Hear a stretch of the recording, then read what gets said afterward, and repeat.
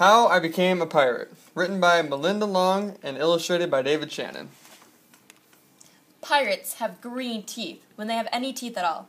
I know about pirates because one day, when I was at the beach building a sandcastle minding my own business, a pirate ship sailed into view. I knew what it was because its flag had a skull and crossbones on it, and because I could hear the pirates singing, Hey ho, blow the man down. They were a little off-key. I tried to tell Dad, but he was busy setting up the beach umbrella. I tried to tell Mom, but she was busy slathering my baby sister with sunblock. So I went back to my sandcastle, but I kept an eye on the ships. By then they were rowing to shore.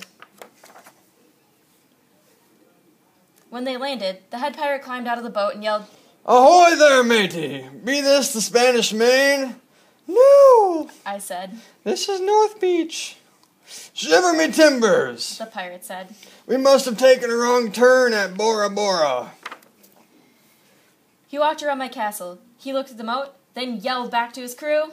He's a digger! He is! And a good one too, boot! A good one to boot! The others agreed. What be your name, matey? The head pirate asked. Jeremy Jacob, sir. I told him. Well, Jeremy Jacob, He said.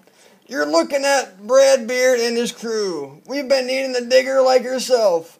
We've a chest of treasure to bury. Aye, treasure! The others shouted. You're coming with us. Braidbeard told me. I don't think Mom and Dad would mind, as long as I got back in time for soccer practice the next day. That's how I became a pirate. As soon as we were on board, Braidbeard showed me the chest of gold and jewels. Gotta find a safe place for this here treasure. It's high time. We're off. He announced. We're off. We all shouted, and then we set sail. There was plenty to do on board. The pirates taught me to sing sea chanties. The louder the better. And to say real pirate stuff like... Landlubber. And... Scurvy dog. By dinner time, I could speak pirate perfectly. I also learned pirate manners. Braidbeard pounded his fist on the table and yelled, Down the hatch, me ladies. Down the hatch. We all shouted. Braidbeard gulped his food and said, Hand over the meat. The meat. We all roared. Nobody told us to finish our spinach. There wasn't any. Or to chew up our carrots. They weren't allowed on board. We talked with our mouthfuls, and nobody said please or thank you. After dinner, I tried to teach the pirates to play soccer.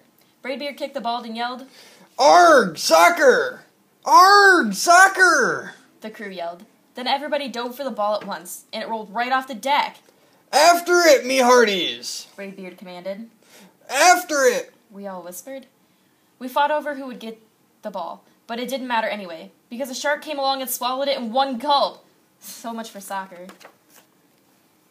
By now it was past my bedtime, but nobody tells pirates when to go to bed, to take a bath, or to brush their teeth.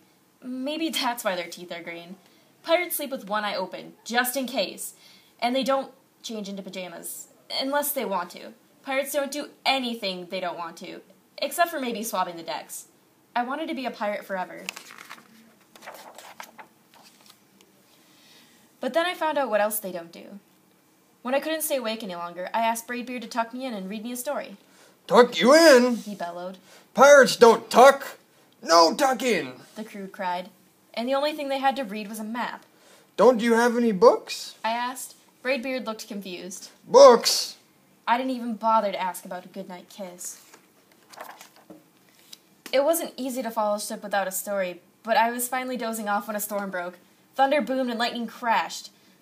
I tried to hide under the covers as waves slammed against the ship, but I kept falling out of my hammock. I couldn't find anyone in the cabin. They were all on deck. Lower the sails. Braidbeard shouted. Beating down the hatches. Everyone ran around yelling and lowering and battening. Nobody had time to sit close and tell me it would be over soon. Nobody even noticed me. I decided that I didn't want to be a pirate after all. Just then, Flash! Crash! Crack! lightning hit, and the mast split right down the middle. What'll we do now? Yelled one of the pirates. We'll have to turn back. Called another. But the treasure. Hollowed Braidbeard. Where will we bury the treasure? I stepped forward. Maybe I can help. I shouted over the wind. I think I know the perfect digging spot. When the storm was over, we rolled back to shore and buried the chest. We drew a map so we could find the treasure again, but I don't think I'll need it. After that, the pirates repaired the ship and got ready to set sail.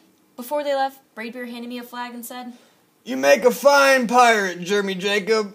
Guard that treasure well. We'll be back to get it soon enough." "Soon enough," the crew repeated.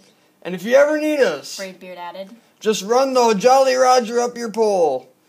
Up yonder pole," the others shouted. And maybe I will, but not today. I have soccer practice.